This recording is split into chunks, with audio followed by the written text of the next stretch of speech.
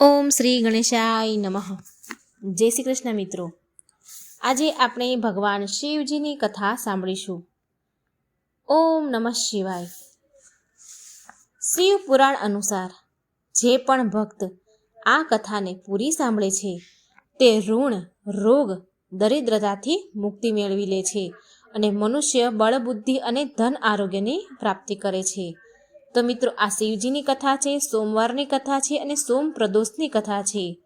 પૂરા મનથી ધ્યાનથી સાંભળજો. વિડીયોને લાઈક કરજો, શેર કરજો અને કૃપા કરી મિત્રો આ ચેનલને સબસ્ક્રાઈબ કરવાનું બિલકુલ ન ભૂલશો. કોમેન્ટ બોક્સમાં શિવ પાર્વતીનું નામ લખીને ભક્તિ વ્યક્ત જરૂર કરજો અને ભગવાન શિવના આશીર્વાદ જરૂર મેળવજો. ભોળાનાથ અને માતા પાર્વતીની કૃપાથી બધાની જ મનોકામના પૂરી થાય એવી પ્રાર્થના સાથે હું આ કથા કહેવા જઈ રહી છું. તેરસની તિથિ હોય તેને પ્રદોષ વ્રત કહેવાય છે. આ દિવસે સંધ્યાના સમયે સમસ્ત દેવતા કૈલાસ પર્વત પર બિરાજમાન ભગવાન ભોળાનાથની વંદના અર્ચના કરે છે. સોમવારના દિવસે તેરસની તિથિ હોય તો તેને સોમ પ્રદોષ વ્રત કહેવાય છે. શિવજી શત્રુ નાશક દેવ છે. સમૃદ્ધિ, સફળતા અને ઐશ્વર્ય દેવાવાળા ભગવાન માનવામાં આવે છે. આ વ્રત કરનારા મનુષ્યને ધન, ધાન્ય અને સૌભાગ્ય, સફળતા પ્રાપ્ત થાય છે તથા ઘર પરિવારમાં ખુશીઓ આવે છે. અને આની કથા સાંભળવી એટલી જ પુણ્યશાળી છે જેટલું ગંગા, નર્મદા અને પવિત્ર નદીઓમાં સ્નાન કરવું. આ બધી નદીઓમાં સ્નાન કરવાથી જે પુણ્ય ફળ મળે છે એ આ કથા સાંભળવા માત્રથી મળે છે. પ્રિય ભક્તો, ભોળાનાથ માટે વિડીયોને લાઈક કરી કથાને જરૂર સાંભળજો. બ્રહ્માજી નારદજીને કહે છે, હે નારદ, તેરસમી તિથિમાં ચંદ્ર દિવસની સંધ્યાને પ્રદોષ કહેવાય છે. પ્રદોષ સમયે બધા દેવતા શિવજી પાસે રહે છે.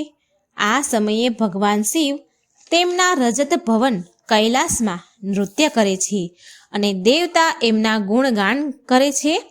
માટે અર્થ, ધર્મ, કામ અને મોક્ષ આ બધી ઈચ્છા રાખનાર મનુષ્યએ આ દિવસે પૂજા, જાપ, હોમ અને ભગવાન શિવની કથા જરૂર સાંભળવી જોઈએ.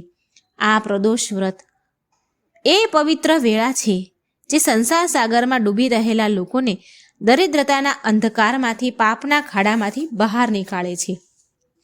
જે લોકો દુઃખ, ભય અને શોકથી પરેશાન છે, જે બધા કષ્ટોના નાશકની કામના કરે છે, તેના માટે પ્રદોષના સમયે ભગવાન શિવની અને મા પાર્વતીની પૂજા કરવી એક કલ્યાણનો માર્ગ છે. શિવ પૂજાથી મનુષ્ય ધન, ધાન્યથી પરિપૂર્ણ થાય છે.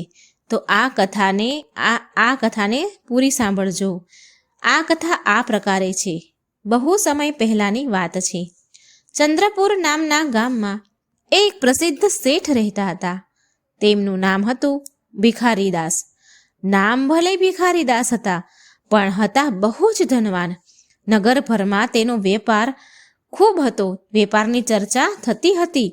તેની પાસે ધન, સંપત્તિ, નોકર, ચાકર, હવેલી બધું જ હતું. પણ જેટલા કંજૂસ અને કઠોર હૃદયવાળા ભિખારી દાસ હતા, તેટલી જ દયાળુ, ભક્તિવાન અને કરુણામય તેની પત્ની ધર્માદેવી હતા. ધર્માદેવી રોજ બ્રહ્મ મુહૂર્તમાં ઉઠી ગંગા નદીમાં જઈને સ્નાન કરે અને પછી ઘરમાં આવીને શિવલિંગ પર ગંગાજળ, દૂધ, બીલીપત્ર અને ફૂલોથી અભિષેક કરે. વિશેષ કરી સોમ પ્રદોષના દિવસે શિવ પાર્વતીનું ધ્યાન કરે, ઉપવાસ કરે, ભોગ લગાવે અને સાંજના સમયે અન્ન જળ ગ્રહણ કરે. તેની ભક્તિ એટલી ગાઢ હતી કે તેના તપથી પૂરા ઘરમાં સુખ શાંતિ બની રહેતી હતી. શેઠનો વેપાર તો દિવસે બમણો અને રાતે 4 ગણો પ્રગતિ કરતો હતો. પરંતુ એક દિવસ શેઠ ભિખારીદાસને મનમાં અહંકાર આવી ગયો. શેઠ વિચારવા લાગ્યા કે આ મારી પત્ની રોજ સવારે ઉઠીને શિવજી પર જળ અર્પણ કરે, ઉપવાસ કરે, ઘંટડી વગાડે. આખરે આનાથી શું થવાનું? જો ઘરમાં સુખ છે, સંપત્તિ છે, શાંતિ છે ને, તો મારી મહેનતથી છે, ભગવાનની કૃપાથી નહીં. શેઠને ધર્માદેવીની પૂજા ભક્તિ વ્યર્થ લાગવા લાગી અને એક દિવસ તેમણે નક્કી કરી લીધું કે આજે જોઉં છું કે જો શિવલિંગ જ નહીં રહે તો મારી પત્ની કેવી રીતે પૂજા કરશે. બીજા દિવસે 13ની તિથિ એટલે કે પ્રદોષનું વ્રત હતું. ધર્માદેવીનું પ્રિય સોમ પ્રદોષનું વ્રત હતું. જેવા ધર્માદેવી ગંગાજીના કિનારે ગંગાજી નદીમાં સ્નાન કરવા માટે ગયા તો પાછળથી શેઠજીએ શિવલિંગને એક કપડામાં લપેટ્યું અને બગીચામાં એક ખૂણામાં માટીમાં દબાવી દીધું. પછી કપાટ બંધ કરી દીધા અને આરામથી બેઠક રૂમમાં બેસી ગયા. પછી ધર્માદેવી ગંગા સ્નાન કરી ઘરે પાછા આવ્યા અને મંદિરમાં જાય છે તો જુએ છે કે ત્યાં તો શિવલિંગ જ નથી. ધર્માદેવીનો ચહેરો તો ફિક્કો પડી ગયો, શ્વાસ રોકાઈ ગયો. તેમની આંખોમાં આંસુ આવવા લાગ્યા, ફૂટીને રડવા લાગ્યા. અને રડતા રડતા ધર્માદેવી બોલે છે, આજે તો મારે વ્રત છે, તમે ક્યાં જતા રહ્યા પ્રભુ? તમારી પૂજા વિના મારું વ્રત અધૂરું રહી જશે. ધર્માદેવીએ શેઠને શિવલિંગ વિશે પૂછ્યું તો શેઠે અજાણ્યું બનવાનું નાટક કર્યું, અજાણ થયા અને બોલ્યા, મને શું ખબર તારું શિવલિંગ? મંદિર તારું, ભગવાન તારા, તું જાણે. ધર્માદેવીએ ઘરના નોકરો સાથે મળીને શિવલિંગને શોધવાની ખૂબ કોશિશ કરી, પણ કંઈ ખબર ન પડી. એ દિવસે તેમણે વ્રત કર્યું હતું. ધર્માદેવીને વ્રત હતું તો એ ભોગ પણ ન ચડાવી શક્યા. અન્ન જળ પણ તેમણે ગ્રહણ ન કર્યું. આખો દિવસ રડતા રહ્યા અને રાત્રે શિવજીના ચરણોમાં પડતા કહે છે, હે નાથ, દેવાધિદેવ મહાદેવ, લાગે છે કે તમે મારાથી રૂષ્ટ થઈ ગયા છો, નારાજ થઈ ગયા છો. જો મારાથી કંઈ અપરાધ થઈ ગયો હોય તો પ્રભુ મને ક્ષમા કરો. જ્યાં સુધી તમે મને દર્શન નહીં આપો, હું અન્ન જળ ગ્રહણ નહીં કરું. તમે મારી પરીક્ષા લઈ રહ્યા છો પ્રભુ, પણ હું મારા વ્રતથી પાછળ નહીં હટું.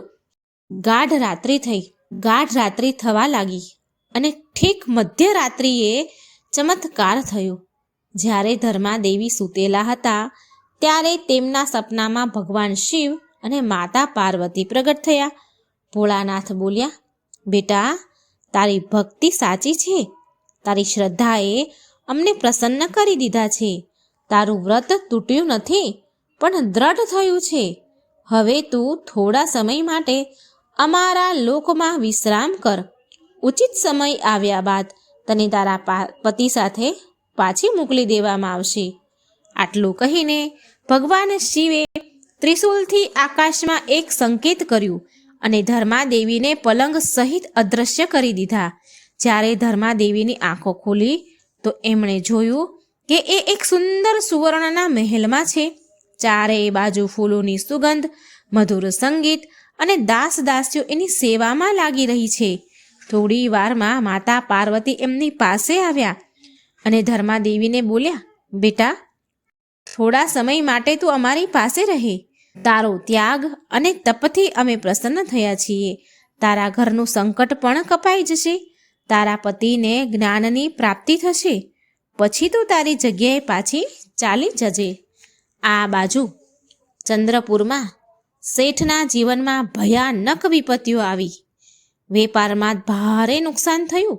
ઘરમાં ચોરી થઈ ગઈ. નોકર ચાકર ઘર છોડીને ચાલ્યા ગયા. શેઠને રોગે ઘેરી લીધો. ઘર સુમસાન થવા લાગ્યું. શેઠને એની ભૂલનો બરાબર પછતાવો થવા લાગ્યો અને તે દિવસે રાતે ધર્માદેવીને યાદ કરતા અને શિવજીને પ્રાર્થના કરવા લાગ્યા. અને શેઠ ભગવાનને કહે છે, હે પ્રભુ, હું અજ્ઞાની હતો. મારી પત્નીની ભક્તિ સાચી હતી. તમારા પ્રત્યે મેં જ એની પૂજામાં વિઘ્ન નાખ્યું છે. કૃપા કરી મારી ભૂલ માફ કરો અને મારી પત્નીને પાછી મોકલો. મારી પત્ની મને પાછી આપી દો.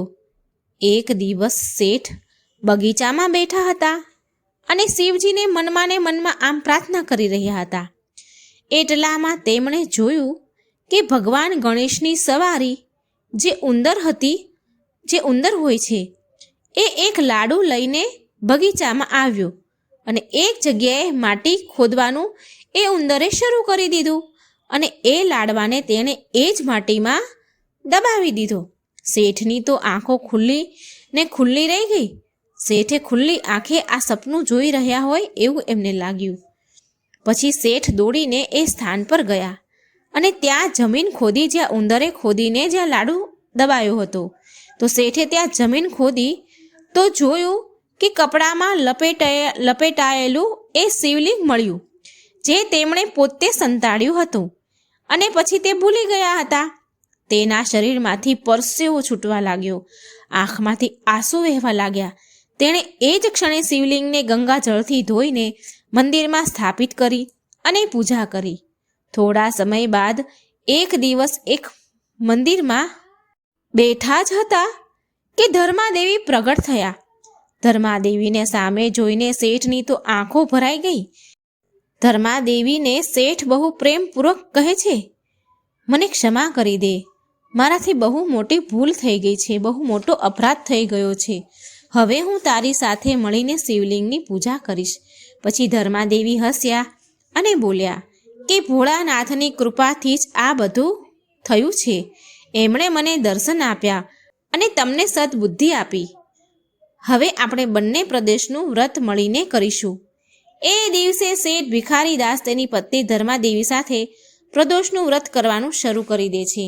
વિશેષ રૂપથી સોમ પ્રદોષના દિવસે એક નિષ્ઠાથી ઓમ નમઃ શિવાયના જાપ કરે. આનાથી એના જીવનમાં ફરી સમૃદ્ધિ આવી, વ્યાપાર વધ્યો અને ઘરમાં સુખ શાંતિ આવી. પ્રિય ભક્તો, શ્રદ્ધા અને સાચી ભક્તિ ક્યારેય વ્યર્થ નથી જતી. શિવજી અને માતા પાર્વતીની સાચા મનથી પૂજા ભક્તિ કરવાથી ભગવાન તેના ભક્તોની રક્ષા જરૂર કરે છે. જે સોમ પ્રદોષનું વ્રત કરે છે તેના જીવનમાં સુખ શાંતિ આવે છે અને તેનું લગ્ન જીવન બહુ ખુશહાલ રહે છે. ઘરમાં ધન વૈભવ અને સંતોષનું આગમન થાય છે. સૌથી મોટી વાત, અહંકારનો ત્યાગ કરી ભક્તિ સ્વીકારવાથી ભગવાન સ્વયં કૃપા કરે છે આપણા પર. તો પ્રેમથી બોલો ઓમ નમઃ શિવાય. ઓમ નમઃ પાર્વતી પતે હર હર મહાદેવ. શ્રી શિવાય નમસ્તુભ્યમ. જે કોઈ ભગવાન શિવની કથા મહાત્મય પ્રેમ ભાવથી સાંભળે છે એ ભગવાન શિવના ધામમાં જાય છે. અને સૌથી પહેલાં પ્રદોષ વ્રત કોણે કર્યું હતું? તો એ દુર્લભ કથા તમે સાંભળો. આ પ્રકારે છે. એક દિવસ ચંદ્રદેવ વિચરણ કરવા નીકળ્યા હતા. ત્યારે તેમની નજર રોહિણી પર પડી.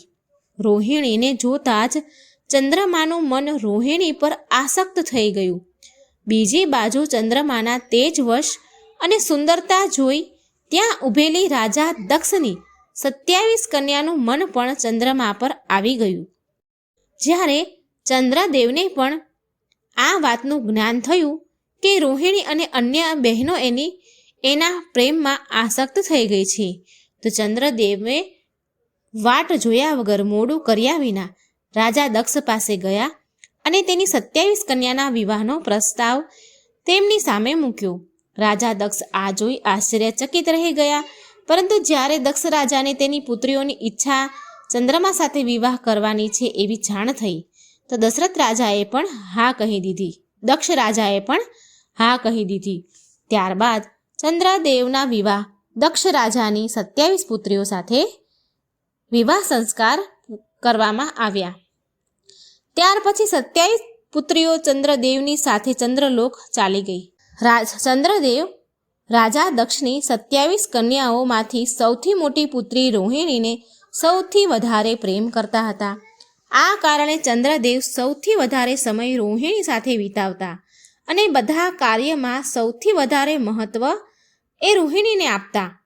ચંદ્રદેવ દ્વારા રોહિણીને આપવા માટે વિશેષ સ્નેહ ચંદ્રદેવ દ્વારા રોહિણીને આપવામાં આવતો વિશેષ સ્નેહથી તેમની બાકીની પત્નીઓ પોતાનો મજાક એટલે કે ઉપેક્ષિત થાય છે એવું સમજવા લાગી.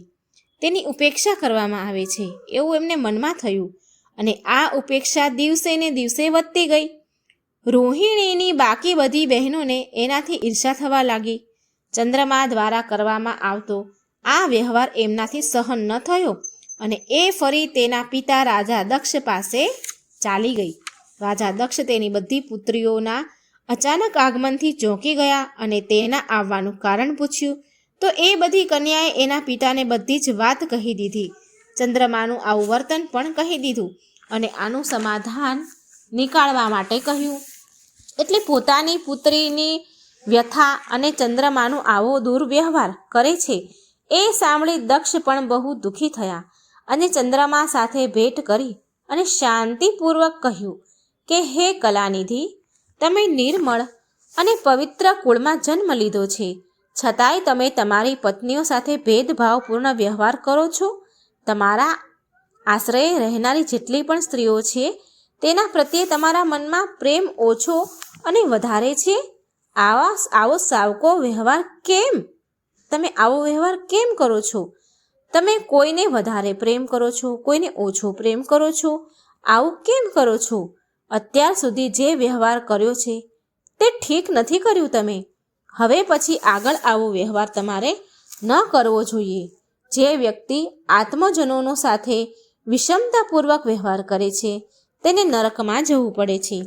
આ પ્રકારે પ્રજાપતિ દક્ષે તેના જમાઈ ચંદ્રમાને પ્રેમપૂર્વક સમજાવ્યું કે ચંદ્રમાની અંદર સુધારો આવી જાય એમ વિચાર્યું અને પછી દક્ષ રાજા પાછા આવી ગયા. આટલું બધું સમજાવ્યા છતાં પણ ચંદ્રમાએ તેમના સસરા દક્ષ પ્રજાપતિની વાત ન માની અને રોહિણી પ્રત્યે અતિશય પ્રેમમાં આસક્ત થવાના કારણે તેમણે તેના કર્તવ્યની અવહેલના કરી તથા તેમની અન્ય પત્નીઓનો પણ ખ્યાલ ન રાખ્યો. એ બધાથી ઉદાસ રહેતા હતા. આવા સમાચાર બીજી વાર મળતા પ્રજાપતિ દક્ષ બહુ દુઃખી થયા. એમને ક્રોધ પણ આવ્યો. એ ફરી ચંદ્રમા પાસે આવીને તેમને ઉત્તમ નીતિ દ્વારા સમજાવવા લાગ્યા. દક્ષે ચંદ્રમાને ન્યાયોચિત વર્તાવ કરવાની પ્રાર્થના કરી. વારંવાર આગ્રહ કરવા છતાંય ચંદ્રમાએ અવગણનાપૂર્વક દક્ષની વાત ન માની તો દક્ષ રાજાએ ચંદ્રમાને શ્રાપ આપી દીધો. દક્ષ રાજા બોલ્યા કે મારા આગ્રહ કરવા છતાંય, સમજાવવા છતાંય તમે મારી અવગણના કરી છે. એ ક્રોધમાં દક્ષે ચંદ્રમાને શ્રાપ દીધો કે તમને જે તમારા રંગરૂપ અને તેજ પર જેટલો અભિમાન છે તે હવે નહીં રહે. રાજા દક્ષ દ્વારા ચંદ્રમાનો ક્ષય રોગથી પીડિત રહેવાનો શ્રાપ મળ્યો, જે કારણે ચંદ્રમાનું તેજ હંમેશા માટે ચાલ્યું ગયું. હવે ચંદ્રદેવ પાસેની સુંદરતા હતી નહીં. ચંદ્રદેવ પાસે સુંદરતા બચી નહીં. પહેલાંની જેવું તેજ બચ્યું નહીં. દક્ષ દ્વારા શ્રાપ દેવાની સાથે ચંદ્રમા ક્ષય રોગથી ગ્રસ્ત થઈ ગયા. તેમના ક્ષીણ થતાં જ સર્વત્ર પૂરા જગતમાં હાહાકાર મચી ગયો. બધા દેવતાગણ, ઋષિગણ અને ચિંતામાં પડી ગયા, પરેશાન થઈ ગયા. પરેશાન ચંદ્રમાએ તેની અવસ્થા તથા તેના કારણોની સૂચના ઇન્દ્ર આદિ દેવતા તથા ઋષિઓને આપી. ત્યારબાદ એની સહાયતા માટે ઇન્દ્ર વગેરે દેવતા તથા વશિષ્ઠ ઋષિ આદિ ઋષિગણ બ્રહ્માજી પાસે ગયા. બ્રહ્માજીએ એમને કહ્યું કે જે ઘટના બની ગઈ છે એને તો ભોગવવી જ પડશે, કેમ કે દક્ષના શ્રાપને પાછો નથી લઈ શકાતો. ત્યારબાદ બ્રહ્માજીએ દેવતાઓને ઉત્તમ ઉપાય બતાવ્યો. બ્રહ્માજી બોલ્યા, ચંદ્રમા, દેવતાઓ સાથે કલ્યાણકારી શુભ પ્રભાસ ક્ષેત્રમાં જાઓ, જ્યાં વિધિપૂર્વક શુભ મૃત્યુંજય મંત્રના અનુષ્ઠાન કરો. શ્રદ્ધાપૂર્વક ભગવાન શિવની આરાધના કરો. તમારી સામે શિવલિંગની સ્થાપના કરી પ્રતિદિન કઠોર તપસ્યા કરો. આરાધના અને તપસ્યાથી જ્યારે ભગવાન ભોળાનાથ પ્રસન્ન થઈ જાય તો ચંદ્રમાને ક્ષય રોગથી મુક્તિ મળી જશે. પિતામહ બ્રહ્માજીની આજ્ઞાને સ્વીકારીને દેવતાઓ અને ઋષિઓના સંરક્ષણમાં ચંદ્રમાએ મંડળ સહિત પ્રભા ક્ષેત્રમાં પહોંચી ગયા. ત્યાં ચંદ્રદેવે ભગવાન શિવ શંકરની અર્ચના, વંદના અને અનુષ્ઠાન પ્રારંભ કરી દીધા. ચંદ્રદેવે મૃત્યુંજય મહામંત્રના જપ તથા ભગવાન શિવની ઉપાસનામાં તલ્લીન થઈ ગયા. બ્રહ્માજીની આજ્ઞા અનુસાર 6 મહિના સુધી નિરંતર તપસ્યા કરી અને વિષભધ્વજનું પૂજન કર્યું અને 10 કરોડ મહામૃત્યુંજય મંત્રના જપ તથા ધ્યાન કરતા ચંદ્રમા સ્થિર ચિત્તથી ત્યાં નિરંતર ઊભા રહ્યા. તેમની તપસ્યાથી ભક્ત વત્સલ ભગવાન ભોળાનાથ પ્રસન્ન થયા. તેમણે ચંદ્રમાને કહ્યું કે હે ચંદ્રદેવ, તમારું કલ્યાણ થશે. તમે જેની માટે આ કઠોર તપ કરી રહ્યા છો એ અભિલાષા કહો મને. હું તમારી ઈચ્છા અનુસાર ઉત્તમ વરદાન પ્રદાન કરીશ. ચંદ્રમાએ પ્રાર્થના કરતા વિનયપૂર્વક કહ્યું, હે દેવેશ્વર, તમે મારા બધા અપરાધોને ક્ષમા કરો અને મારા શરીરમાં ક્ષય રોગને દૂર કરો. આ શ્રાપને પૂરી રીતે સમાપ્ત કરવો એ ભગવાન શિવ માટે પણ સંભવ ન હતું. એટલે વચ્ચેનો માર્ગ નીકાળવામાં આવ્યો. શિવજી બોલ્યા, ચંદ્રદેવ, તમારી કળા પ્રતિદિન એક પક્ષમાં ક્ષીણ થતી જશે અને પ્રતિદિન એ કળા બીજા પક્ષમાં નિરંતર વધતી જશે. આ પ્રકારે તમે સ્વસ્થ અને લોક સન્માનના યોગ્ય બનશો. ભગવાન શિવનો કૃપારૂપી પ્રસાદ પ્રાપ્ત કરીને ચંદ્રદેવ બહુ ખુશ થયા. ચંદ્રમાએ પ્રદોષ કાળમાં ભગવાન શિવનું કઠોર તપ કર્યું. તેમની ભક્તિથી પ્રસન્ન થઈને ભગવાન શિવે ચંદ્રદેવને શ્રાપથી મુક્ત કરી દીધા અને શિવજીએ ચંદ્રદેવને મસ્તક પર ધારણ કર્યા. ત્યારબાદ ચંદ્રમાની કળા ફરીથી વધવા લાગી અને પૂર્ણિમા પર એ પૂરી કળાથી ખીલે છે, પૂર્ણ રૂપમાં આવે છે. તો પ્રેમથી બોલો હર હર મહાદેવ. આ સોમવારની શિવજીની સોમ પ્રદોષની કથા હતી મિત્રો. જો તમને વિડીયો સારો લાગે તો લાઇક શેર કરી ચેનલને સબસ્ક્રાઈબ જરૂર કરજો. બોલવામાં મારાથી કંઈ ભૂલ થઈ હોય તો ક્ષમા યાચના કરું છું. હવે સાંભળશો બધા જ સુખ આપનારી તથા દરિદ્રને પણ ધનવાન કરનારી ભગવાન શિવની દુર્લભ કથા. શિવ પુરાણમાં આ કથાનું વર્ણન કરવામાં આવ્યું છે. તો શિવ પુરાણની કથા અનુસાર એકવાર વાસ્કલ નામના ગામમાં બિંદુ નામનો બ્રાહ્મણ રહેતો હતો. એ બહુ જ દૂર આત્મા અને મહાપાપી હતો, પણ તેની સ્ત્રી બહુ સુંદર હતી. પણ એ તો કુમાર્ગ પર જ ચાલતો હતો. એ બ્રાહ્મણ તો કુમાર્ગ પર જ ચાલતો. તેની પત્નીનું નામ ચંચુલા હતું. એ સદાય ધર્મના પાલનમાં લાગી રહેલી હતી, ધર્મનું પાલન કરતી હતી. આવી રીતે કુકર્મમાં લાગેલા એ બ્રાહ્મણ સાથે ચંચુલાને બહુ જ વર્ષો વીતી ગયા. તેના ધર્મના નષ્ટ થવાના ડરથી ક્યારેય એના ધર્મથી વિચલિત ન થઈ. પણ તેનો પતિ તો દુરાચારી હતો, માટે દુરાચારી પતિના આચરણથી તે સમય જતાં પ્રભાવિત થઈ અને તેની પતિની જેમ જ તે ચંચુલા પણ દુરાચારી પાપી બની ગઈ. બહુ સમય વીતી ગયા પછી એ દૂષિત થઈ ગઈ.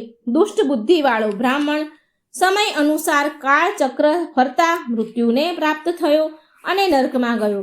અને બહુ દિવસો સુધી એ બ્રાહ્મણે નરકના દુઃખો ભોગવીને એક ભયંકર પિશાચ બની ગયો. બીજી તરફ એ દુરાચારી પતિના મૃત્યુ પછી ચંચુલા બહુ સમય સુધી તેના પુત્રો સાથે તેના ઘરમાં રહેવા લાગી. પરંતુ એક દિવસ એવું બન્યું કે એના ભાઈ બંધુ સાથે તેણે એક તીર્થયાત્રામાં જવાનું થયું. એક તીર્થ ક્ષેત્રમાં તે ચાલી એના ભાઈ બંધુઓ સાથે. તીર્થયાત્રામાં એણે તીર્થના જળમાં સ્નાન કર્યું. તેના ભાઈઓ સાથે આમ તેમ ફરવા લાગી. ત્યાં એણે એક દેવ મંદિરમાં એક બ્રાહ્મણને ભગવાન શિવની પરમ પવિત્ર પૌરાણિક કથા કહેતા જોયા. પ્રિય ભક્તો, એ બ્રાહ્મણ એવું કહી રહ્યા હતા કે જે સ્ત્રીઓ પર પુરુષ સાથે વ્યાભિચાર કરે છે તો યમરાજાના દૂત તેને બહુ પીડા, બહુ કષ્ટ આપે છે. હવે આ સાંભળીને ચંચુલા તો ભયથી ડરના મારે ધ્રુજવા લાગી. તેણે વિચાર કર્યો કે તેણે તેના પતિ સાથે બહુ પાપ કર્યા છે તો તેને પણ એ પાપના દંડ ભોગવવા પડશે. ત્યાર પછી તેને ચેન ન પડ્યું. એ વિચલિત થવા લાગી અને એણે ચંચુલાએ એ બ્રાહ્મણને વિનંતી કરી કે હે બ્રાહ્મણ દેવ, મારા પર તમે કૃપા કરો અને મારો ઉદ્ધાર કરો. હું તમારા પ્રવચન સાંભળીને ડરથી ધ્રુજી રહી છું, કાપી રહી છું અને આ સંસારથી મને વૈરાગ્ય થઈ રહ્યું છે. મેં જીવનભર દુરાચારી કરી છે. ન જાણે મારે મર્યા પછી કેવી કેવી ઘોર યાતનાઓ નરકમાં સહવી પડશે. કોણ મારો સાથ આપશે?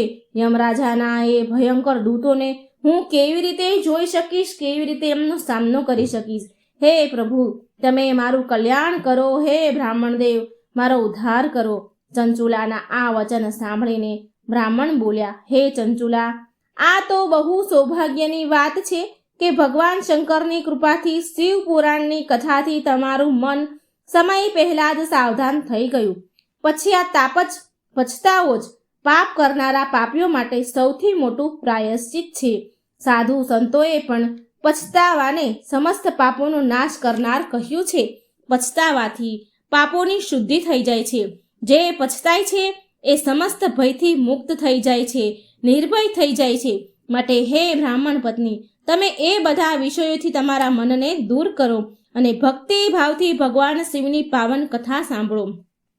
આ કથાને સાંભળવાથી તમારા ચિત્તની શુદ્ધિ થશે અને તમારા જીવને મોક્ષની પ્રાપ્તિ થશે. આવું સાંભળ્યા પછી ચંચુલાએ શિવ પુરાણની કથા સાંભળવા માટેની ઈચ્છા વ્યક્ત કરી. ઈચ્છાથી મનમાં એ બ્રાહ્મણની સેવા કરવાનો સંકલ્પ કર્યો અને એની સાથે જ એ રહેવા લાગી. ત્યાર પછી એ શુદ્ધ બુદ્ધિવાળા બ્રાહ્મણ ચંચુલાને સમસ્ત શિવ પુરાણની કથા સંભળાવે છે. ત્યાર પછી સમયનું ચક્ર પૂરું થયું, એનું નિર્ધારિત આયુષ્ય પૂરું થયું અને પછી ભક્તિ જ્ઞાન વૈરાગ્યથી યુક્ત થઈને ચંચુલાએ તેના શરીરને કોઈ પણ પીડા વગર છોડી દીધું. એને મરણ સમયે કોઈ દુઃખ કોઈ પીડા ન થઈ અને એનું શરીર છોડી દીધું. જેવું શરીર ત્યાગ્યું તો ચંચુલાને લેવા માટે ભગવાન શિવનું દિવ્ય વિમાન ત્યાં આવી ગયું અને ભગવાન શંકરના ગણોએ ચંચુલાને એ દિવ્ય વિમાનમાં બેસાડીને શિવલોક લઈ ગયા. એ દિવ્ય રૂપી ધારિણી દિવ્યાંગા બની ગઈ. ચંચુલા દિવ્યાંગન બની ચૂકી હતી. ચંચુલાએ ત્યાં સાક્ષાત ભગવાન શંકરને જોયા, જેના 5 મુખ હતા અને બધા જ મુખમાં તેમણે 3 આંખો હતી. તેના મસ્તક પર ચંદ્રમા શોભી રહ્યા હતા અને તેણે એમની જમણી બાજુ માતા પાર્વતીને બેસાડ્યા હતા. તેમનું શરીર ભસ્મથી ભરેલું હતું. એમના આખા શરીરે ભસ્મ લાગેલી હતી. શરીર પર શ્વેત વસ્ત્ર શોભા આપી રહ્યા હતા.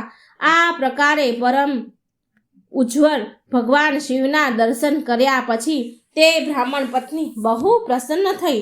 તેણે મહાદેવ અને માતા પાર્વતીને પ્રણામ કર્યા અને એની આંખોમાંથી આંસુઓની ધારા વહેવા લાગી.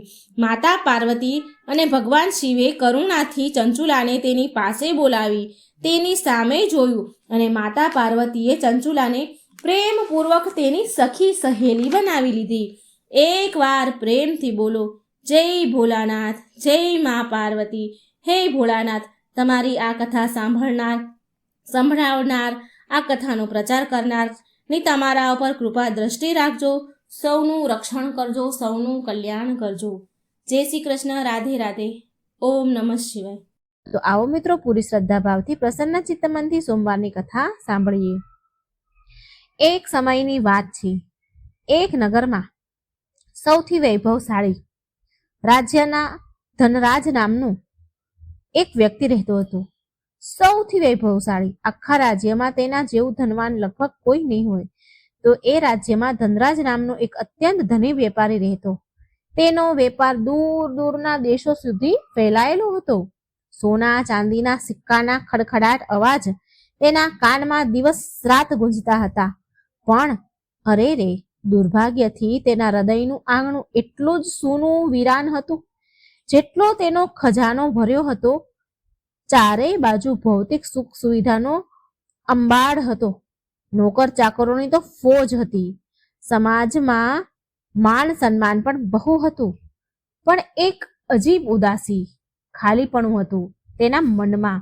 તેને લાગતું હતું કે જાણે તેની આત્મા અંધારાના કૂવામાં પડી ગઈ હોય, જ્યાં બહારની ચમક રોશની તેના મન સુધી પહોંચી જ નથી શકતી. તે શેઠે કદાચ સમાજમાં તેની પ્રતિષ્ઠાને વધારવા માટે, ચમકાવવા માટે તેણે દરેક સોમવારે ભગવાન શિવનું વ્રત રાખવાનું શરૂ કરી દીધું હતું. પણ આ વ્રત કેવું હતું? અરે, આ ભક્તિ નહીં, પરંતુ ભક્તિનું ઢોંગ હતું. એક એવી ભક્તિ અને અભિનય કે તેમાં શ્રદ્ધા તો કણ માત્ર પણ ન હતી. સોમવારની સવારે જ્યારે નગરના ભક્તજનો સાચી આસ્થાથી, શ્રદ્ધાથી શિવજીના મંદિરે જાય તો ધનરાજ તેના પૂજા પક્ષમાં બેસતો. ચારે બાજુ ફૂલોની મનમોહક સુગંધ ફેલાયેલી હતી. ચંદનની ધીમી ધીમી સુગંધ વાતાવરણમાં ભળી રહી હતી. ચાંદીના પાત્રમાં મેવા અને ફળ સજાયેલા હતા. પણ ધનરાજનું મન તો ઓહોહો, આગળના દિવસે વ્યાપારી સાથે થનારા નફા અને નુકસાનમાં જ હોય એ મંત્રોનું ઉચ્ચારણ તો કરતો હતો, પરંતુ તેના હોઠ તો લેશ માત્ર હલે કે જેમ કે કોઈ મશીન બોલતું હોય. તેની નજર તો શિવલિંગ પર હોય, પણ તેની આંખોમાં દુનિયાનો હિસાબ કિતાબ ફરતો રહે. અને ધનરાજ એમ વિચારતો કે બધા મને જોઈ રહ્યા છે કે હું કેટલો મોટો ભક્ત છું ભગવાનનો. કે લોકો મારી ધર્મપરાયણના ઉદાહરણ આપશે. આનાથી મારા વેપારિક સંબંધ વધારે મજબૂત થશે. તો ક્યારેક ક્યારેક તેને પોતાના પર જ દયા આવી જતી કે શું આ જ જીવન છે? શું આ દેખાડાની દુનિયા માટે મારો જન્મ થયો છે? પણ આ વિચાર માત્ર પળવાર જ નો જ હોય. હવાની જેમ આવે અને ચાલ્યો પણ જાય, અને પછી એ ફરી એની ભૂમિકા નિભાવવામાં લાગી જાય. વ્રતના નામ પર એ અન્નનો ત્યાગ તો કરતો, પણ એનું મન ચટાકેદાર ભોજનની કલ્પનામાં ડૂબેલું રહે. સાંજે જ્યારે એ મંદિરે જાય તો એની સાથે નાની એવી એક નોકરની સેના પણ જાય હોય. કોઈના હાથમાં ચાંદીના થાળમાં પ્રસાદ લીધેલો હોય, તો કોઈના હાથમાં ફળ અને મેવા હોય. એ મંદિરની સીડીઓ પર બેસેલો ભિખારીઓને દાન આપતો પણ હોય, પણ તેની આંખમાં જરા પર કરુણા દયા ભાવ ન હોય. ધનરાજની ઉદારતાનું પ્રદર્શન કરવાનો ભાવ હતો. પૂજારી ધનરાજ શેઠની આરતી ઉતારે અને વિશેષ સન્માન આપે. ધનરાજનો અહંકાર વધતો જતો હતો. લાગતું હતું એને એવું લાગે કે મેં તો ભગવાનને પણ ખરીદી લીધા છે. મનમાં આટલો બધો અહમ અને અહંકાર! કેટલો મોટો ભ્રમ હતો એનો! આ કેટલી ઊંડી ઉદાસી છુપી હતી આ ખોટા સંતોષ નીચે! એને ક્યારે એ અહેસાસ જ ન થયો કે જે ભગવાનને પ્રસન્ન કરવાનું નાટક કરી રહ્યો છે એ તો અંતર્યામી છે. એ મનના ભાવને બરાબર ઓળખે છે, મનના ભાવને સ્વીકારે છે, બહારના દેખાવોને નહીં. ધનરાજ શેઠની આત્મા હંમેશા કહેતી કે કોઈ તો મને આ જૂઠમાંથી બહાર નીકાળે, કોઈ તો હોય જે મને સાચો રસ્તો બતાવે. પણ એની પોતાની અહંકારના લોભની બનાવેલી દિવાલમાં તેની આત્માનો અવાજ દબાઈ જતો. દિવસ વીતતા ગયા, સોમવાર જતા ગયા, અને ધનરાજનું આ દેખાડાનું વ્રત એક નિરાશા બોજરૂપી પરંપરા બની ગયું, જેને તે ઉપાડી રહ્યો હતો. ના કોઈ આનંદ અને ના કોઈ શાંતિ મળે મનને. તેની નિરાશા ઊંડી ને ઊંડી થતી જતી હતી. તેના ચહેરાની રોનક દેખાવાની બનાવટી હસી પાછળ છુપાવા લાગી. તેના આત્મામાં અંધારું વધતું જ ગયું. પછી એક રાત એવી આવી કે એક રાતે ઘનઘોર ધોધમાર વરસાદ વરસી રહ્યો હતો. વાદળો વીજળી ગરજી રહ્યા હતા, વીજળી ચમકી રહી હતી. માનો કે પ્રકૃતિ પણ ધનરાજની આત્માની અશાંતિનો સાથ આપી રહી હોય. ધનરાજને ઊંઘ આવતી ન હતી. તે તેની રેશમી પથારીમાં પડખા ફરી રહ્યો હતો. તેનું મન અશાંત હતું. અતિથિની યાદો, વ્યાપારની ચિંતા, અતીત જે વીત્યું છે એની યાદો, નફા નુકસાનની અને વ્યાપારની ચિંતા, અને એક ન કહેલો અપરાધ જે એને મનમાં થતું હતું એનો એને સ્વીકાર ન કરે, એટલે એને એક ન કહેલો અપરાધનો બોધ તેનાથી ઘેરાયેલો હતો. ન જાણે પછી તેની આંખ ક્યારે વીંચાઈ ગઈ. આ એક ઊંઘ નહીં, પણ એક બેભાન અવસ્થા હતી, જ્યાં ધનરાજે પોતાને એવી જગ્યા પર જોયો જ્યાં તો ના ધરતી હતી કે ના આકાશ હતું. ઊંઘમાં ધનરાજ આ બધું સ્વપ્નમાં જોઈ રહ્યો છે કે જ્યાં એ એવી જગ્યા પર ઊભો છે ત્યાં નથી ધરતી કે નથી આકાશ, બસ ચારે બાજુ એક પ્રકાશ ફેલાયેલો હતો. સામે એક વિશાળ શાંત સરોવર હતું, જેનું જળ અરીસાની જેમ સ્થિર હતું, અને એ સરોવરના કિનારે કૈલાસપતિ ભગવાન ભોળાનાથ બિરાજમાન હતા. તેમનું રૂપ સૌમ્ય હતું, અને તેની આંખોમાં એક ઊંડી ઉદાસી ઝલકી રહી હતી. એક એવી ઉદાસી જે બ્રહ્માંડના બધા દુઃખને તેની આંખમાં સમાઈ હોય. ધનરાજ આ જોઈને હાકડો બાકડો રહી ગયો. એના હાથ ધ્રુજવા લાગ્યા. હાથ એની મેતે જોડાઈ ગયા, જેમ કે એ પગે લાગતો હોય. એ કંઈ કહેવા માંગતો હતો, પણ શબ્દ તેની પાસે હતા નહીં. મોંમાંથી શબ્દ ન નીકળે. ભગવાન શિવ શાંત પણ ભેદતી નજરથી ધનરાજ સામે એમણે જોયું. તેમનો અવાજ મેઘરાજાની ગર્જના જેવો ગંભીર, પણ તેમાં ક્રોધ નહોતો. એક અસીમ પીડાનો ભાવ હતો ભગવાન શિવની આંખોમાં, એના ચહેરા ઉપર. શિવજી બોલ્યા, ધનરાજ. આ સાંભળીને ધનરાજનું તો પૂરું શરીર ધ્રુજવા લાગ્યું. શિવજી કહે છે, પુત્ર, તું અહીં કેવી રીતે આવ્યો? તારા સોમવારનું વ્રત તને અહીં ખેંચીને લાવ્યું? ધનરાજ તો કઈ બોલી જ ન શક્યો અને માથું શરમથી ઝૂકી ગયું. તેને લાગ્યું કે તેનું બધું જ ઢોંગ, પાખંડ એ દિવ્ય પ્રકાશ સામે આવીને બહાર ઊભું રહી ગયું છે. શિવજીના ચહેરા પર એક હળવી હસી આવી અને બોલ્યા કે ધનરાજ, તું સાચુમાં મનથી વ્રત કરે છે કે પછી માત્ર વ્રતનું નાટક કરી રહ્યો છે? શું તારું મન મારા ચરણોમાં હોય છે, પછી આગલા દિવસે થનારા વ્યાપારમાં હોય છે? તારું મન મારી પૂજા પાઠમાં હોય છે ખરી? બસ, તારું મન તો વ્યાપારમાં જ હોય છે. શિવજીએ તેનો હાથ એક આગળ વધાર્યો. શિવજીએ જ્યાં હાથ લાંબો કર્યો એવામાં તો સરોવરનું જળ હિલોળા લેવા લાગ્યું. એ જળમાં ધનરાજને તેનું પ્રતિબિંબ દેખાવા લાગ્યું. પ્રતિબિંબ કેવું કે તેનો ભૂતકાળ, જે કંઈ એણે કર્યું છું, ઢોંગ રચ્યો હતો, જે પણ એ કરતો હતો, તે બધું જ એને એ સરોવરના જળમાં દેખાવા લાગ્યું. કે એ મંદિરમાં બેઠેલો હોવા છતાં તેનું મન ક્યાંક બીજે ભટકી રહ્યું છે. ભિખારીને દાન આપતા સમયે તેના ચહેરા પર ઘૃણા છે, નફરતનો ભાવ હતો. પૂજા કરતા સમયે તેના મનમાં અહંકાર વધતો જાય છે. એક દ્રશ્ય ધનરાજની સામે આવવા લાગ્યું. દરેક પાખંડ, તેની ખોટી ભક્તિ, એનું ખોખલું જીવન સાક્ષી હતું. શિવજી બોલ્યા, જો ધનરાજ, આ છે તારી ભક્તિ, તારી સચ્ચાઈ. શિવજીના અવાજમાં હજી પણ ગંભીરતા હતી. શિવજી કહે છે, આ છે તારું વ્રત. શું ધનરાજ, તને લાગે છે કે હું આ સુકાયેલા ફૂલોથી, દેખાડના આંસુથી, આ ખોખલા મંત્ર ઉચ્ચારણથી હું પ્રસન્ન થઈશ? નહીં ધનરાજ. અરે, હું તો ભાવનો ભૂખ્યો છું, ભાવનો તરસ્યો છું. તારી મિલકત, તારો વૈભવ, તારું સામાજિક સન્માન, આ બધું જ મારા માટે નિરર્થક છે. એટલે કે તારા હૃદયમાં સાચી શ્રદ્ધાનું એક કણ પણ નથી. ધનરાજનું શરીર થર ધ્રુજી રહ્યું હતું. તેના પગ નીચેથી જમીન ખસી ગઈ.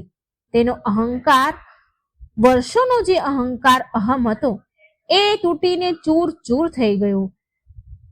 તેને તેનું જીવન એટલું વ્યર્થ, એટલું ઘૃણા ભર્યું લાગ્યું કે આવું પહેલા એને ક્યારેય લાગ્યું ન હતું. શિવજી કહે છે ધનરાજને, તું વિચારે છે કે તું મને દગો આપી રહ્યો છે? નહીં ધનરાજ, પણ તું તો તને પોતાને સ્વયંને દગો આપી રહ્યો છે. તું તારી આત્માને દગો આપી રહ્યો છે. આ ધન, વૈભવ બધું જ અહીં જ રહેશે. સાથે આવશે તો માત્ર તારા કર્મ, તારો ભાવ. શિવજીની આંખોમાંથી કરુણા વરસી રહી હતી, પણ તેમાં એક ચેતવણી પણ હતી. શિવજી કહે છે, ધનરાજ, ક્યાં સુધી આ ખોટાના સહારે જીવીશ? ક્યાં સુધી તારી આત્માને આમ ભટકાવીશ? શું આજ તારા જીવનનો ઉદ્દેશ છે? દરેક શબ્દ શિવજીના ધનરાજના હૃદયમાં હથોડાની જેમ વાગી રહ્યા હતા.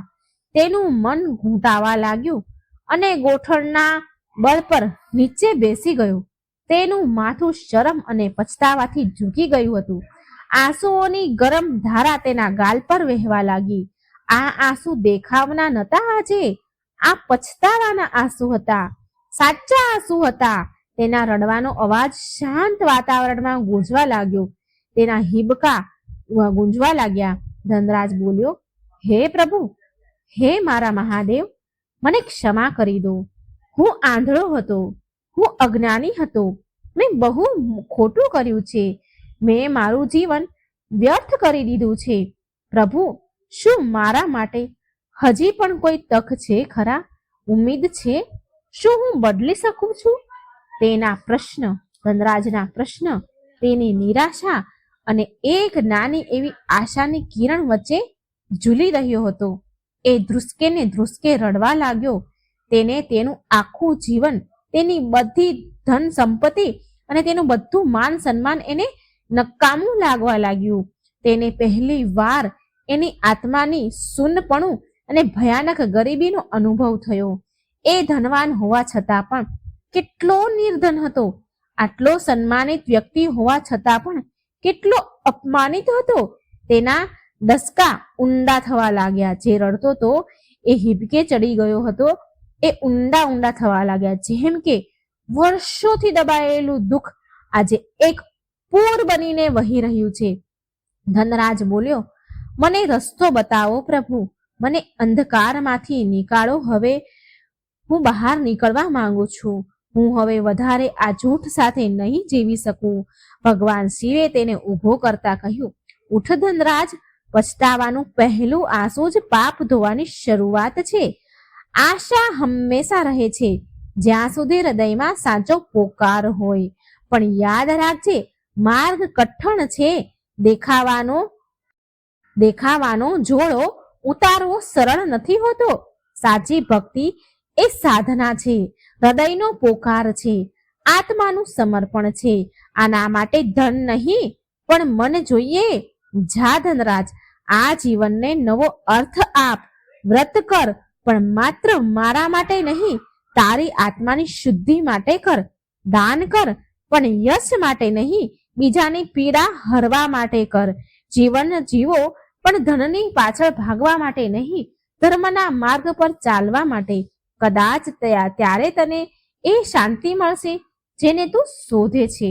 શિવજીની છબી ધીરે ધીરે એ પ્રકાશમાં વિલીન થવા લાગી. પણ શિવજીના અંતિમ શબ્દ ધનરાજના કાનમાં ગુંજવા લાગ્યા કે શાંતિ જેની તને શોધ છે.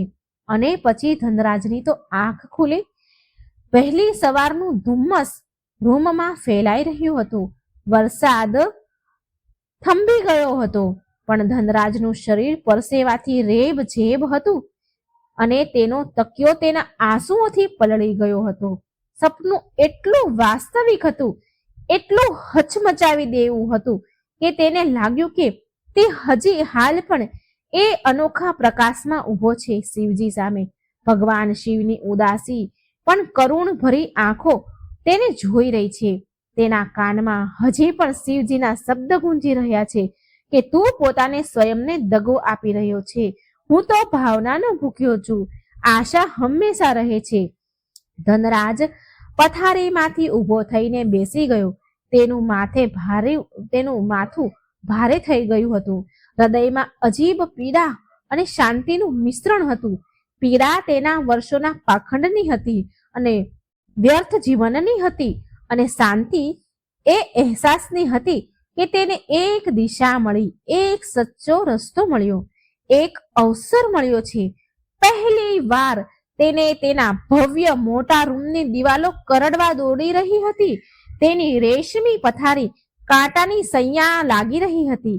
તેની આંખોની સામે વારંવાર સરોવરના પાણીમાં દેખાતું પોતાનું ધૃણાભર્યું છલ કપટ વાળું પ્રતિબિંબ એને દેખાઈ રહ્યું હતું. મનમાં ધનરાજ વિચારે છે કે હે ભગવાન, હું કેટલો આંધળો હતો, કેટલો નીચે પડેલો હતો. આમ વિચારીને તેની આંખોમાંથી આંસુ નીકળવા લાગ્યા. આ આંસુ પછતાવાના હતા, પણ તેમાં અત્યારે નિરાશા ન હતી. એક સંકલ્પ હતો. તે દિવસથી ધનરાજ બદલાઈ ગયો. હા, એ રાતોરાત સંત ન બન્યો, પણ પરિવર્તન ધીરે ધીરે આવ્યું ખરી. જેમ સવારનું અંજવાળું ધીરે ધીરે રાતના અંધારાને મટાડે છે, તેમ પહેલો સોમવાર આવ્યો અને એ દિવસે તેને ત્યારે કોઈ નોકરને ન બોલાવ્યા, ન કોઈ પૂજાની વિશેષ તૈયારી કરવાનો આદેશ આપ્યો. સવારમાં ઉઠીને સાધારણ કપડાં પહેરીને ચૂપચાપ એક નજીકના નાના એવા સાધારણ શિવજીના મંદિર તરફ ચાલી નીકળ્યો. એ મંદિર કે જ્યાં તે ક્યારેય જતો ન હતો, ક્યારેય એની સામું પણ નહોતું જોયું, એની સામે ક્યારેય ગયો ન હતો, કેમ કે ત્યાં એને શાન પ્રમાણેના પૂજારી ન હતા. ત્યાં ધનરાજને જોવા માટેની ભીડ ન હતી, માટે ધનરાજ એ મંદિર સામું ક્યારેય જોયું પણ ન હતું. હવે ધનરાજ આ મંદિરે આવ્યો છે. ત્યાં અમુક ગણ્યા ગાંઠિયા લોકો હતા જે સાચી શ્રદ્ધાથી પૂજા અર્ચના કરી રહ્યા હતા. ધનરાજ ચૂપચાપ એક ખૂણામાં ઊભો રહી ગયો. તે દિવસે તેણે કોઈ મોટો ચડાવો પણ ન ચડાવ્યો. બસ હાથ જોડીને, આંખો બંધ કરીને ત્યાં ઊભો રહી ગયો. પણ આજે તેના મનમાં વેપારનો કોઈ હિસાબ કિતાબ ન હતો અને તેના મનમાં લોકોની પ્રશંસા સાંભળવાની લાલસા પણ ન હતી. તેના મનમાં માત્ર એક જ ભાવ હતો, પછતાવો. ધનરાજને શિવજીનો ઉદાસ ચહેરો યાદ આવી રહ્યો હતો. તેમના શબ્દ યાદ આવી રહ્યા હતા. તેની આંખો ફરીથી ભરાઈ ગઈ. પણ આ વખતે તે રડ્યો નહીં. તેણે માત્ર મનમાં ને મનમાં પ્રાર્થના કરી કે હે પ્રભુ, હે શિવજી, મને શક્તિ આપો, મને સાચો ભક્ત બનાવવાની શક્તિ આપો, મને સાચો ભક્ત બનાવો, મારા પાપને માફ કરો, મારા ગુનાહ માફ કરો. એણે પૂરો દિવસ વ્રત કર્યું, પણ આજે તેને ભૂખ કે સ્વાદિષ્ટ ભોજનની કલ્પના પરેશાન કરી રહી ન હતી. તેનું મન શાંત હતું, પણ એક ઊંડી ઉદાસી હજી પણ એની સાથે હતી, અને એ હતી તેના અતીત એટલે કે તેના ભૂતકાળમાં કરેલા કર્મની ઉદાસી. સાંજે તેણે એટલે કે ધનરાજે જાતે જ સાધારણ ભોજન બનાવ્યું અને વ્રત ખોલ્યું, ભોજન કર્યું. તેને એ રૂખું સૂખું ભોજન પણ આજે અમૃત જેવું લાગી રહ્યું હતું, કેમ કે તેમાં કોઈ દેખાડો ન હતો, એક સચ્ચાઈ હતી. ધીરે ધીરે લોકોએ ધનરાજમાં બદલાવ જોયો. પહેલા તો લોકોને વિશ્વાસ જ ન થયો કે અરે, ધનરાજ શેઠ અને આ નાના મંદિરમાં જરૂર કોઈ નવો દેખાડો હશે. લોકો આપસમાં ગપસપ કરવા લાગ્યા, પણ ધનરાજે કોઈની પરવાહ ન કરી અને એ ચૂપચાપ દરેક સોમવારે આવે, પૂજા કરે અને ચાલ્યો જાય. તેણે મોટા મોટા દાન દેવાનું બંધ કરી દીધું, પણ તે હવે ગુપ્ત રીતે જરૂરતમંદની મદદ કરવા લાગ્યો. કોઈને બતાવ્યા વગર અને ના કોઈને યશની કામના કર્યા વગર તેનો વેપાર કરવા લાગ્યો. તેના વેપાર કરવાની રીતમાં પણ બદલાવ આવ્યો. હવે એ માત્ર નફા પાછળ ભાગતો ન હતો, તેણે સચ્ચાઈ અને ઈમાનદારીને અપનાવી લીધી હતી. ઘણા વર્ષો જૂના મિત્ર તેનાથી દૂર થઈ ગયા. ઘણાએ તેની મજાક પણ ઉડાડી, પણ ધનરાજ એના માર્ગ પર અડગ જ રહ્યો. તેનું જીવન પહેલા કરતા આરામદાયક ન હતું, સંઘર્ષ વધી ગયો હતો, પણ એના ચહેરા પર એક અજીબ શાંતિ અને સંતોષ ઝલકવા લાગ્યો હતો. એ ઉદાસી જે પહેલા એના મનમાં બોજ બનીને રહેતી હતી, એ હજી પણ હતી, પણ હવે તેને કચોડતી ન હતી, પણ એક માર્ગદર્શનની જેમ સાચા માર્ગ પર ચાલવાની પ્રેરણા આપતી હતી. તેને અહેસાસ થઈ ગયો કે સાચી ભક્તિ બહારના આડંબરોમાં નહીં, પણ મનની પવિત્રતા, કર્મોના સુચિતા અને હૃદયની કરુણામાં છે. ધનરાજનું હૃદય પરિવર્તન થઈ ગયું હતું. સપનામાં દેખાયેલા શિવજીનો ઉદાસ નેત્ર તેને બહુ વાર યાદ આવી રહ્યા હતા, પણ એ ચહેરામાં તેને હવે ફટકાર નહીં, પણ મૌન સ્વીકૃતિ અને આશીર્વાદનો ભાવ દેખાતો હતો. ધનરાજ જાણી ગયો હતો કે સાચી સંપત્તિ સોનું ચાંદી નથી, પણ મનની શાંતિમાં છે અને આત્માના સંતોષમાં છે. અને આ સંપત્તિને હવે ધીરે ધીરે ધનરાજને મળવા લાગી હતી. ઉદાસી સાથે સહી પણ મળી રહી હતી. સાચી શ્રદ્ધાના કઠણ માર્ગ પર ચાલતા ચાલતા તેનું જીવન બદલાઈ ગયું હતું, કેમ કે તેણે પોતાને બદલી નાખ્યો હતો. અને આ બદલાવ આવ્યો એક સપનાથી. એ સપનામાં દેખાયેલા ભગવાન શિવની ગંભીર અર્થપૂર્ણ ઉદાસીએ. હા, તેનું જીવન બદલી ગયું હતું, પણ એ રાતની ગ્લાની, પછતાવો, એ સપનાની ઉદાસી એક મીઠા દર્દ, પીડાની જેમ હંમેશા તેની સાથે રહેતી હતી. એને આગળ સારા કર્મ કરવા માટે પ્રેરિત કરતી હતી. તેને એ યાદ અપાવતું હતું કે એ ક્યાંથી આવ્યો હતો અને હવે એને ક્યાં જવાનું છે. એ સાચી શીખ એને મળી ગઈ. તો મિત્રો, સોમવારની આ કથા અહીં સમાપ્ત થાય છે. હું પ્રાર્થના કરું છું ભગવાન શિવને કે ભગવાન શિવની કૃપા હંમેશા તમારા ઉપર રહે. તમારા જીવનમાં સદાય સુખ અને સમૃદ્ધિ અને સકારાત્મક ઉર્જાનો સંચાર થતો રહે. આ સોમવારનો વિશેષ દિવસ ના માત્ર ભક્તિભાવથી ભરે છે, પરંતુ આપણા જીવનમાં એકતા, પ્રેમ અને આસ્થાનો સંદેશ પણ લઈને આવે છે. આ પાવન કથાને સાંભળવા માટે હૃદયથી ધન્યવાદ. તો મિત્રો, તમે ખૂબ સુંદર કથા સાંભળી. મને આશા છે તમને આ કથા ગમી હશે. આપણું જીવન પણ મિત્રો કંઈક આવું જ હોય છે. પણ ભગવાન તો ભલે ખોટા હોય તો ખોટા, પણ ભગવાનનું જો વ્રત કરીએ છીએ ને, ભગવાન આપણને સાચો માર્ગ અવશ્ય બતાવે છે. ઘણીવાર આપણે સાચા ખોટાનું ભાન નથી હોતું, તો ભગવાન આપણને સાચો માર્ગ જરૂર બતાવે છે. મિત્રો, તમને આ કથા કેવી લાગી છે? કૃપા કરી તમારો વિચાર અને અનુભવ કમેન્ટમાં જરૂર જણાવજો. ઓમ નમઃ શિવાય. હર હર મહાદેવ. જય શ્રી કૃષ્ણ. રાધે રાધે. Thank you.